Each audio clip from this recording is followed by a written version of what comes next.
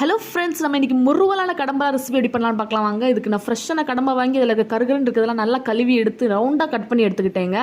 இப்போ இதில் நம்ம தேவையான அளவு உப்பு, நம்ம குவான்டிட்டிக்கு ஏற்றாப்புல எல்லாமே சேர்க்க போகிறோம். மிளகுத்தூள், black pepper powder, turmeric powder, மஞ்சள் தூள், இஞ்சி பூண்டு விழுதுகள், ginger garlic paste, red chilli powder, lemon squeeze பண்ணி எடுத்துக்கலாம். எலுமிச்சை சாறு சேர்த்து நல்லா மிக்ஸ் பண்ணி விட்டுறலாம். அப்புறம் நம்ம கார்ன்ஃப்ளவர் சேர்க்குறோம். இதை சேர்த்து நல்லா மிக்ஸ் பண்ணி கொஞ்சம் நேரம் நல்லா ஊற வச்சு அதுக்கப்புறம் நம்ம எடுத்து பொரிச்சு எடுத்தோன்னா சூப்பராக வருங்க. உங்களுக்கு எந்த கடல் மிருகங்களோட ரெசிபி ரொம்ப பிடிக்குன்னு கமெண்ட் பாக்ஸில் சொல்லுங்கள். இப்போ நான் ஒரு கடாய் வச்சு அதில் ஒலிவ் எண்ணெய் சேர்க்குறேன். ஆலிவ் ஆயில் சேர்த்து நல்லா சூடானது நம்ம போனால் முருன்னு அப்படி நல்லா பொரிஞ்சு வரும். இப்போ 2 சைடும் நல்லா வெந்த பிறகு நம்ம எடுத்துடலாம். இதை பாருங்கள், நான் எல்லா சைடுமே வேக வைக்கிறேன். நல்லா இப்படி நல்லா எல்லா பக்கமும் வெந்த உடனே கறியை விடாமல் நான் எடுத்து நம்ம சாப்பிட்டா முருவலாக சாப்பிடும்போது சூடாக சாப்பிட்டா சூப்பராக இருக்கும் முருவலாக. இதை நான் ஷேக் பண்ணி காட்டுறேன் எவ்வளோ கிறிஸ்பியாக இருக்குன்னு பாருங்கள். Thanks for